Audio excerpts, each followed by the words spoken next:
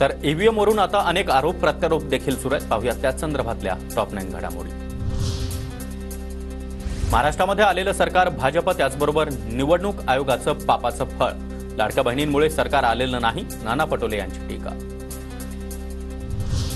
EVM मध्ये छेडछाड होऊ शकत नाही, राज्य मुख्य निवडणूक अधिकारी एस चोकलिंगम यांनी ईव्हीएम छेडछाडीचे दावे फेटाळले। निवडणूक पारदर्शक झाली असं दाखवायचं असेल तर व्हीव्हीपॅट मधील मतमोजा। पृथ्वीराज चव्हाण यांची मागणी। आंतरराष्ट्रीय तज्ञांकडून ईव्हीएम तपासल्या गेल्या पाहिजेत। बाबा आढाव यांच्या भेटीनंतर पृथ्वीराज चव्हाण यांची मागणी। ही निवडणूक जर खरंच पारदर्शकपणे झाली असं दाखवायचं असलं 100% व्हीव्हीपॅट मोजा। काही वेळ लागेल, थोडा खर्च येईल, काही बिघडत नाही।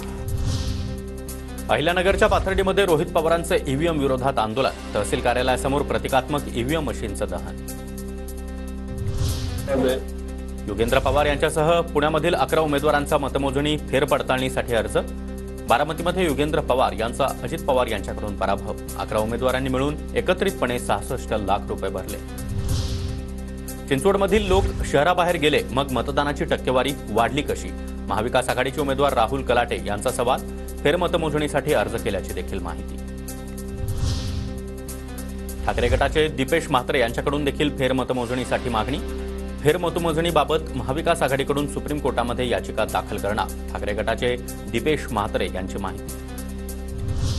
नांदेडचे नवनिर्वाचित खासदार रवींद्र चव्हाण यांना देखील ईव्हीएमवर संशय। नांदेड लोकसभेच्या पोटनिवडणुकीमध्ये आमचं मताधिक्य घटल्याचं चव्हाण यांचं मत। बॅलेट पेपरवरील चाचणीसाठी कर्मचारी मिळण्याच्या मागणीचा अर्ज तहसीलदारांनी फेटाळला। 3 डिसेंबरला चाचणी मतदान घेण्याच्या सोलापुरातील मार्कडवाडी ग्रामस्थांचा ठराव।